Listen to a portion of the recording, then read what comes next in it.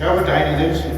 ఎందుకంటే వచ్చినాడు ఎంతసేపు ఇది చెప్తా ఉంటే మనం నిలబడి ఆయన తన బంధాలతో ఎట్టున్నాడో ఆయనకి అర్థమైపోయింది. తన బంధాలతో ఎట్టున్నాడో అర్థమైపోయినాక ఈ బంధంతో ఎంతకాలం ఉంటాడు?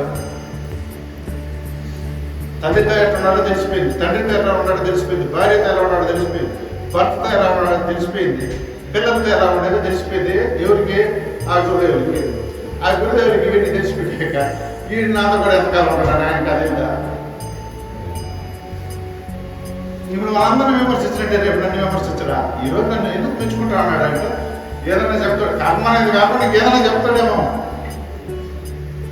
ఆయన శక్తి మనకి దారిపోసేస్తాడేమో, ఆయన యొక్క ఇది మనకి ఇచ్చేస్తాడేమో అని ఇంకొక రోజులకు ఆలోచన చేస్తున్నాడు. అది జరగదు. కాబట్టి నిలబడేవాడు వేరే, తన నడవడికి వేరే, తన చేష్టలు వేరే, తన యొక్క ఇది అన్నిటికీ ఓర్చుకుంటాడు. అన్ని స్థాయి దాటుకొని రాగలిగినాడు. కరెక్ట్గా భక్తి భావాన్ని పూర్తి చేసినాడు.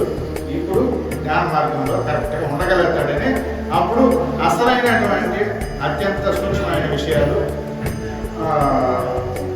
ఆ పరమాత్మ చెప్పిన విషయాలన్నీ కూడా అప్పుడు బోధపడతాయి. అప్పుడు ఈ బాహ్యాన్ని అంతా పక్కకి పెట్టేసి అలాంటి వాడికి సూక్ష్మమైన మార్గము, అంతరంగ మార్గము, తాను ఎలా ప్రయాణం చేయాలనేది